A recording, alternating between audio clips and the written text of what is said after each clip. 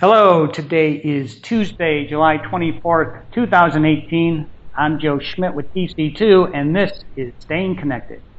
I am very excited to announce that on today's podcast, we are kicking off a special educational series titled Staying Ahead of the Demand for Network Cost Savings. Now, this podcast series is going to run over the next several weeks and will cover a range of topics addressing enterprise network transformation, cost-saving strategies, contract compliance and optimization, and so much more. As always, the podcast will feature lawyers from LB3 and consultants from TC2, and they will share their insights gained from years of experience helping clients achieve maximum value from their network investment. In conjunction with the podcast series, this week we published a white paper of the same name that provides an introduction to this topic and to the podcast series. Many of you listening today have already received the white paper, but if for some reason you haven't, just let us know and we'll get you a copy. To help me kick off this podcast series, I'm joined today by Ben Fox, one of TC2's managing directors, and Andrew Brown, who is the managing partner of LB3 and chairman of TC2. Ben, let me start with you. What was the impetus for TC2 and LB3 to launch this series? Hi, Joe. Yeah, the main stimulus was really simply how often our clients approach us with a need to suddenly save money due to some new company-wide cost-cutting initiative. And it almost seems that these kind of cost-cutting initiatives are a fact of life these days. Sometimes they seem to be motivated by a business downturn, sometimes a bad quarter, or just some market change in our client's business. But they always apply huge pressure for short-term cost savings, and it's almost always at the expense of longer-term strategic projects and investments. So we also find that for whatever reason, the network budget always seems to receive a disproportionate share of the cost savings target. I think there's a view that telecom pricing reduces over time due to Moore's law, which of course in some cases it does, and therefore the network budget is seen as easy pickings for reductions.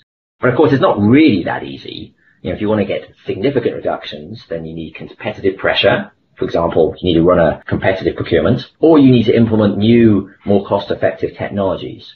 But both those options, competitive procurements, new technologies, that all takes time that you just don't get under these cost savings initiatives that almost always need in-year savings. And to deliver in-year savings, you'd have had to start your RFP or start your new technology migration months before the cost-cutting initiative was even announced.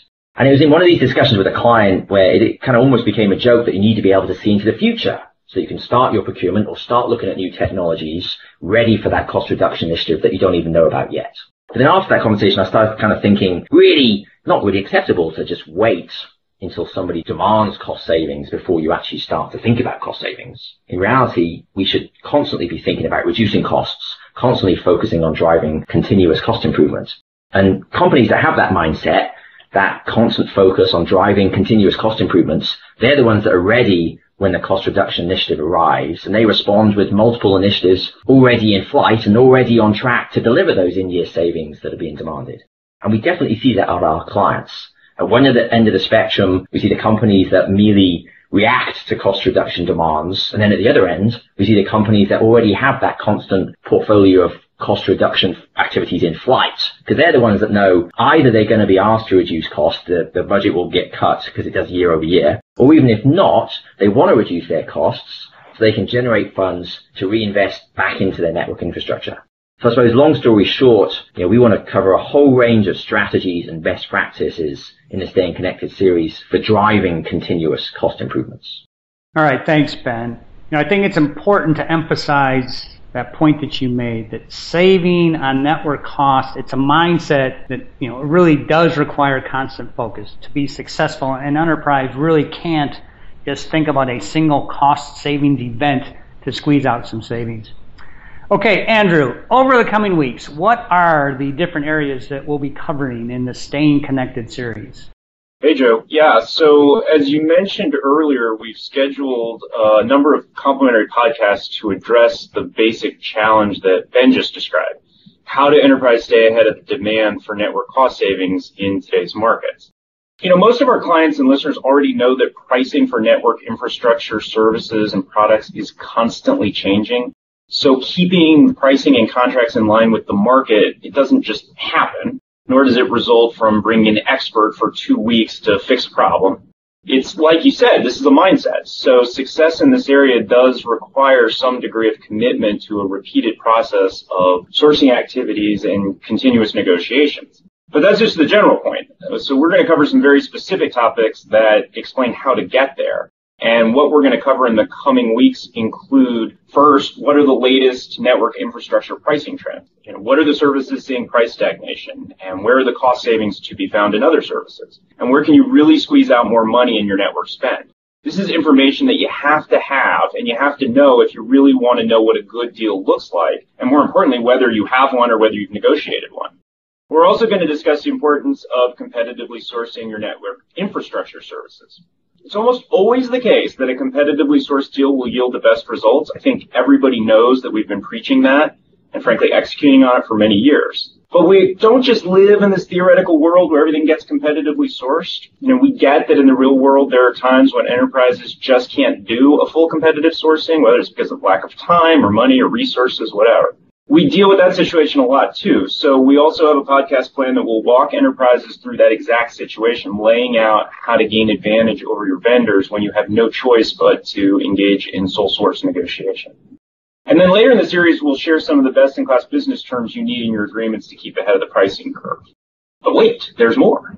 We also have a series of sessions that cover the much talked about and much hyped subject of technology transformation. We could probably discuss that subject for forever and a day, but what we're going to focus on is how embracing new technologies can drive some savings because they can be much more cost effective than continuing use of legacy technologies. So we're going to be talking about some subjects like how transformation projects create an opportunity to leverage competition among vendors. We're going to dive into SD-WAN and Internet First strategies, which, as everybody knows, is the transformation poster child in networking right now. And as part of that, we're going to talk about solutions for customers to make better use of lower cost bandwidth options. There's so much hype and overpromising right now from SD-WAN. We just want to make sure that folks understand it's not just as straightforward as switching out some MPLS circuits for internet circuits. So we'll provide some actionable tips on how to develop and execute a real SD-WAN strategy, describing ways to source, contract, deploy, and manage an SD-WAN solution. We're also going to cover unified communications, which not new per se, but it still remains a key transformation focus for many enterprises. And of course, there's always the promise and frankly the potential for failure of deploying managed services or conducting a major outsourcing of your network services or the management of them.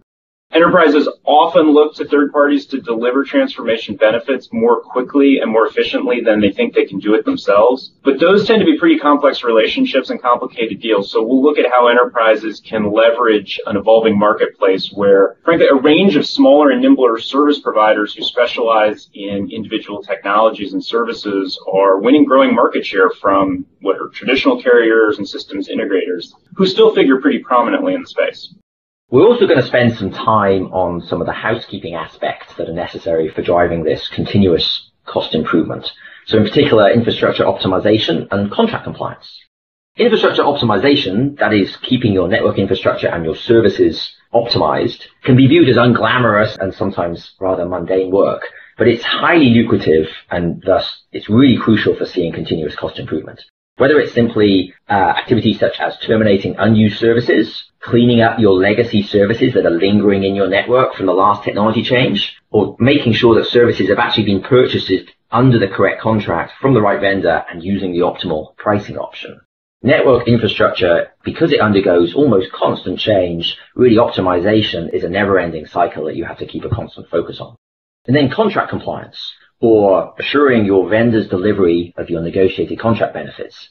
It's a really unfortunate fact of life in the world of network services that vendors routinely fail to deliver the benefits agreed upon in your contract. For instance, they regularly charge higher prices than are negotiated in your contract. They often charge extra for services that are supposed to be provided at no charge by your agreement terms. Or they simply fail to apply those credits that are due unless you catch them missing amounts and demand that they're applied to your invoices. So it's really only by robustly managing your suppliers and your contracts and your billings that you can fully secure the benefits that you negotiated in your contract. And also as part of looking at infrastructure optimization and looking at contract compliance, we're also going to look at some best practices for deploying telecom expense management services in a truly integrated expense management approach. So as you can tell, we're covering a lot of ground here. Each podcast, even though it covers a single discrete subject, taken together, we're going to lay out a comprehensive strategy showing how if an enterprise's commit to continuous cost improvement that includes and integrates some or all of the activities that we're describing, you can really achieve cost savings that are greater than you'd otherwise realize from just undertaking any single activity.